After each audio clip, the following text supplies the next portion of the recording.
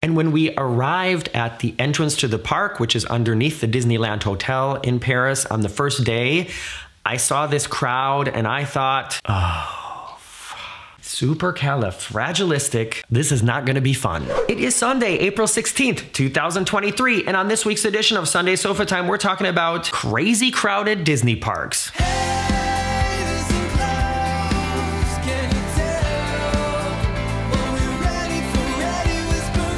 Welcome back, everybody. I'm Morgan from the very unofficial travel guides. I travel all around the world to popular and not so popular tourist destinations to give you a very honest, unofficial look at what it's like to be there. I just got back from a couple days at Disneyland Paris, one of the most popular tourist destinations, especially here in Europe. And 2 of the days of our visit were completely sold out. And after experiencing these 2 sold out days in Disneyland Paris, it made me realize there are some things going really wrong at Walt Disney World in Florida. As always, there's a couple things I have to tell you about before we get into this video. First one is, if you came to this video because you want to actually see scenes from the crowded parks, I have a couple of clips, but it's mostly just going to be me talking about it because I was trying to enjoy the time with the people that I was with.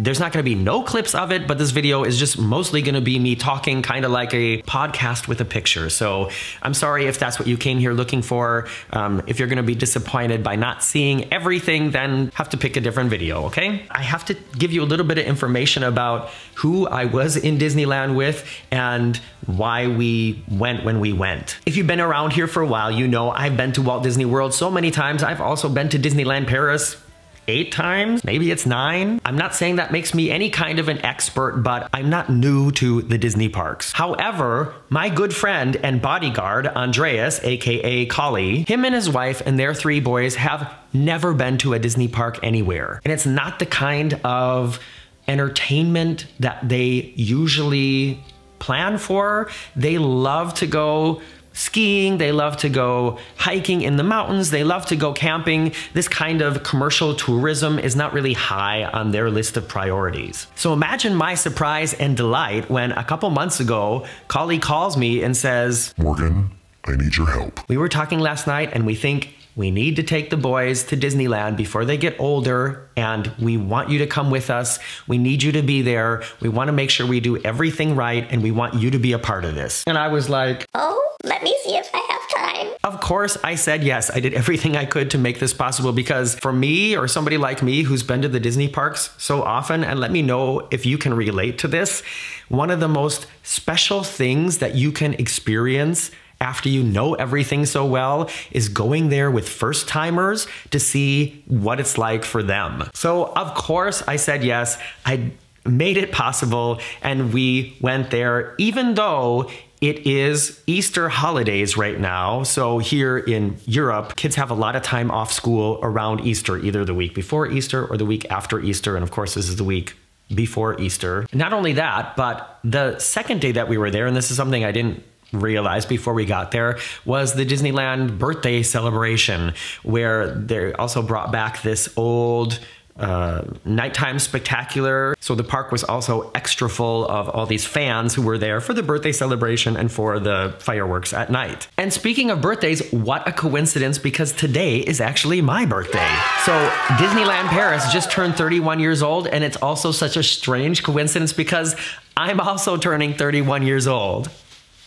And if you want to get me and you something for your birthday, check out my book, Getting Stitches on a Cruise Ship. It's available on Amazon now. Not only are you getting a fun, light read that tells you stories about what my life used to be like before I started doing YouTube, how I got to YouTube, and then 10 crazy stories of things that have happened to me around the world while traveling. Not only are you going to get all that, but it's also a great way to support what I do here on YouTube and to say happy birthday to me. Getting Stitches on a Cruise Ship, it's available on Amazon now. Both of these days, like I said, were completely sold out. And when we arrived at the entrance to the park, which is underneath the Disneyland Hotel in Paris on the first day, I saw this crowd and I thought, oh, supercalifragilistic. This is not going to be fun. This was just the line of people to get into the park. And when you're going there with first timers, and like I said, people who don't usually tend to spend several days at places like this, seeing a site like this it was like the worst thing that could happen on the first day. I had prepared everybody. I said,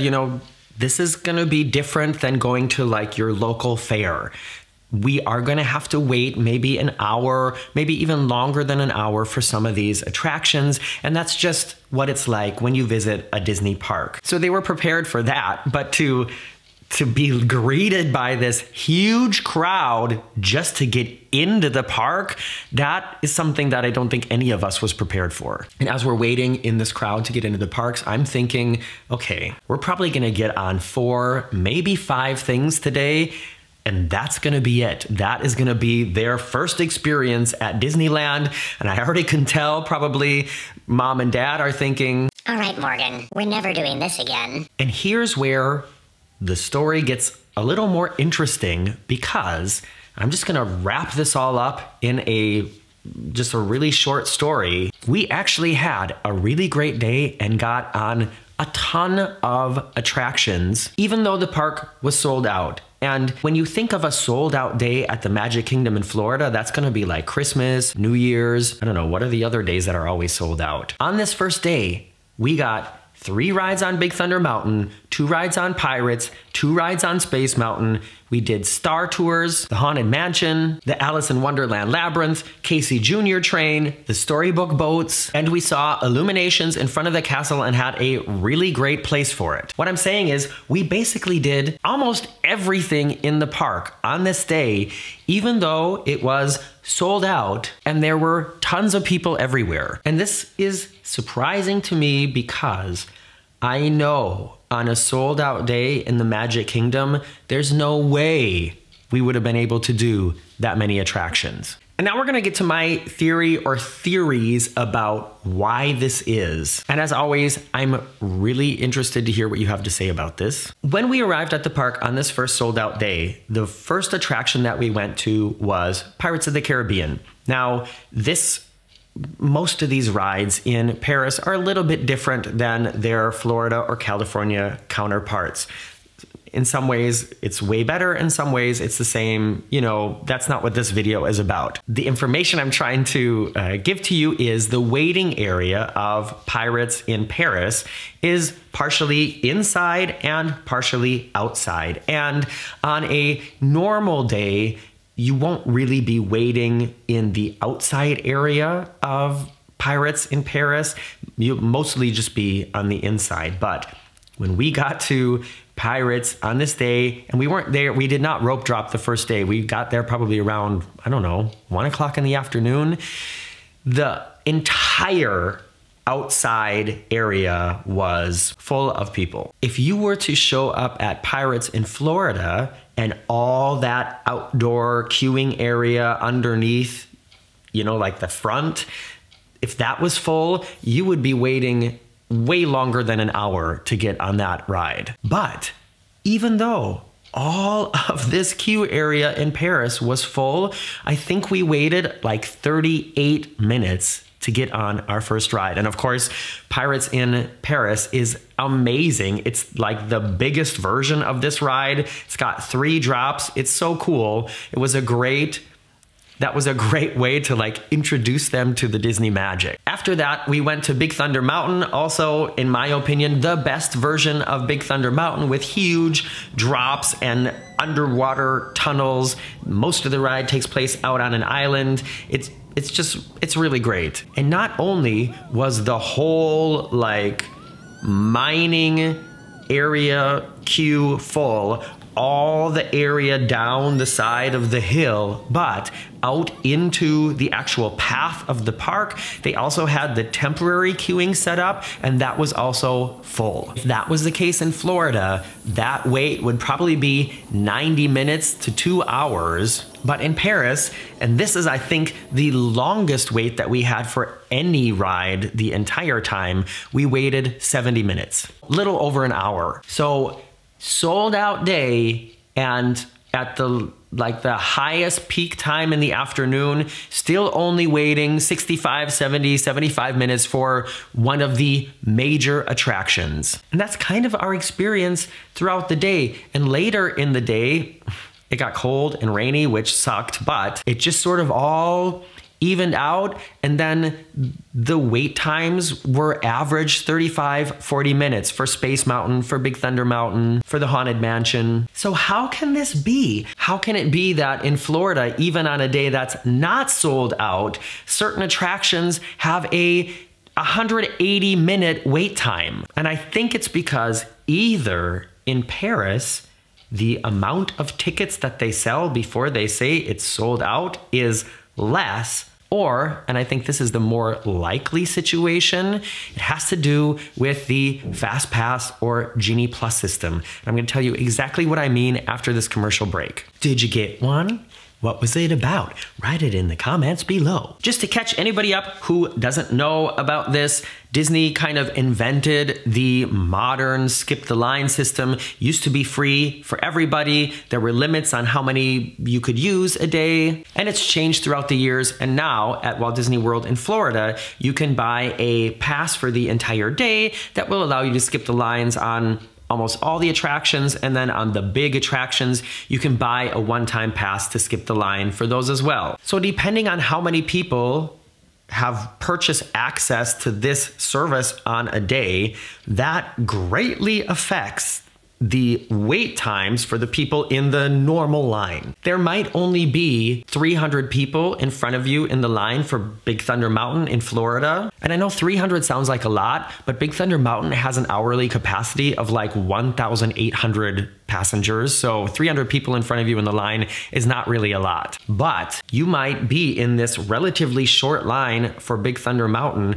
and there might also be 300 people who at that time use this service, and they all go ahead of you, making a wait time that might only be 15 to 20 minutes, more like 45 minutes or an hour. And because this system in Florida, even though you have to pay for it now and it used to be free, it's still, compared to so many other parks, very affordable. So a lot of people choose to use it, which I can totally understand. The difference in Paris is all the rides are pay as you go. So all the rides are like individual Lightning Lane, to compare it to what it's like in Florida. And from my experience on these sold out days, not a lot of people were using this service. A one-time pass to skip the line on Big Thunder Mountain was 18 euros. So I can understand why there's not a lot of people doing this like all day long for all the rides. And to keep with Big Thunder Mountain, the way that the queue is set up for a large part of the normal standby line, you can see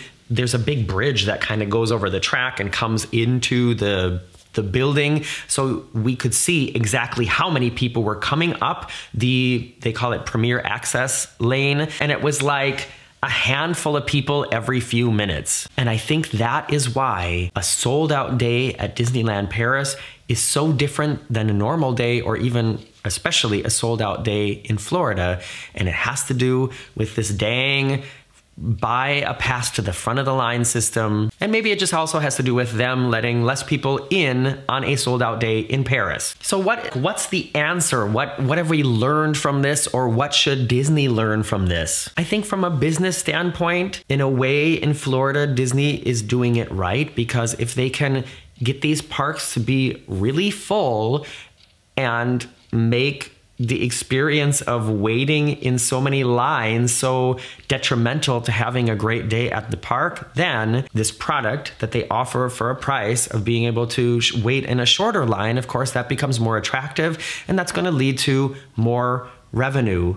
But altogether, I don't think it makes their product in general more attractive. I mean, how can it be that there's so many people in the park, even on just a normal day, that a wait for The Seven Dwarfs Mine Train is over 2 hours. I almost want to say it can't be like that. It has to be because there's so many people skipping the line. And that forces the people in the normal standby line to just wait extra long. And I think maybe the answer is we need to do away with this service. Or it needs to become so expensive that almost nobody uses it. Kind of like in Paris. And if you are on the fence about planning a trip to Disneyland Paris or maybe going back to Florida again, I can only encourage you, go to Paris. As always, I'm interested in what you think about this. I'd love to hear what you have to say in the comments below. And speaking of comments, now comes the time on Sunday Sofa Time where I comment on your comments live on air.